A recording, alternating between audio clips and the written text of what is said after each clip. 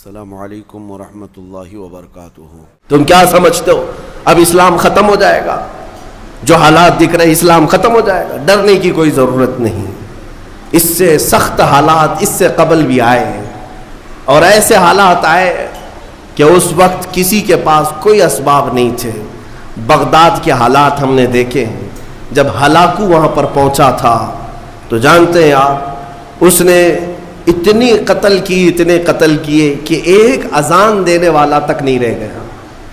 وہ بغداد معلی کو ایسا تباہ و برباد کیا۔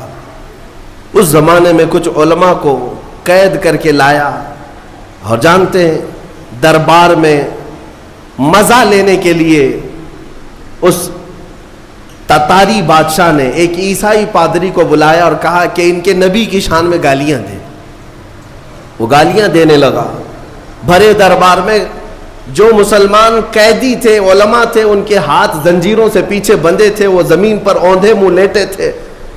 گالیاں دی جا رہی تھی رسول پاک کی شان میں۔ کون ہے وہاں پر جواب دینے والا؟ بغداد کو تو قتل کر دیا گیا، جو بچے ہیں ان کو قید کر کے زمین پر ڈالا گیا۔ کون ہے بتاؤ؟ اسلام کی اس نیا کو لے کر کون چلے گا؟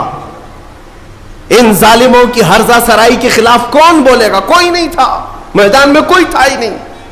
لیکن رب ذوالجلال کے فیصلے الگ ہیں۔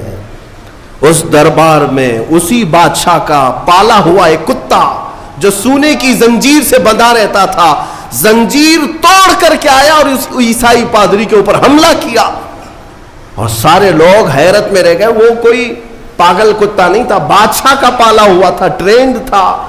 حملہ کیا اور دم زدن میں اسے ختم کر دیا۔ اس وقت علماء جو قید تھے، مومنین قید تھے، اللہ کا شکر بجا لاتے ہوئے ان کی زبانوں سے یہ کلمہ نکلا، اے مولا تیرے فیصلے عجیب ہیں، جب تو دین کی حفاظت اور اپنے رسول کی عزت کی حفاظت کرنے پر آئے تو کتوں کو بھی تو محافظ بنا دیا کرتا ہے۔ کتے کے ذریعے سے بھی اللہ تعالیٰ یہ کام لیتا ہے۔ اس دربار میں ہیبت ایسی طاری تھی، ایسی ہیبت طاری تھی، آپ کو میں کیا بتاؤں۔ 500 سے زیادہ تتاری سپاہی ایمان لے آئے اسی مجمع، جس کو دیکھ کر کے اقبال نے کہا تھا، حرم کو مل گئے پاسباں صنم خانے سے۔ اللہ تبارک و تعالیٰ کب حفاظت کے لیے کہاں سے چنتا ہے یہ اس کی مرضی ہے۔ آپ کیا سمجھتے سب ختم ہو جائے گا؟ میں کہتا ہوں ساری چیزوں پر دھیرے دھیرے تم جو کرنا چاہو کر لو، لیکن اسلام کی حفاظت اللہ نے اپنے ذمہ کرم پر لیا ہے۔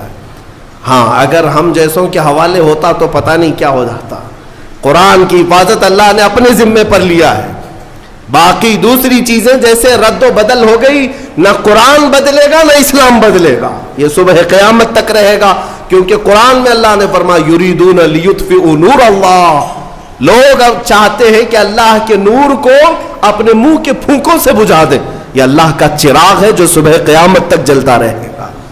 عزیزان گرامی، بات میں اتنی کرنا چاہتا ہوں کہ ظالم جتنا بھی ظلم کرے، ایک وقت ایسا آتا ہے جب رب کی پکڑ آئے گی، رب تعالیٰ کی پکڑ آئے گی۔ ویڈیو کو لائک کر کے شیئر ضرور کر دینا۔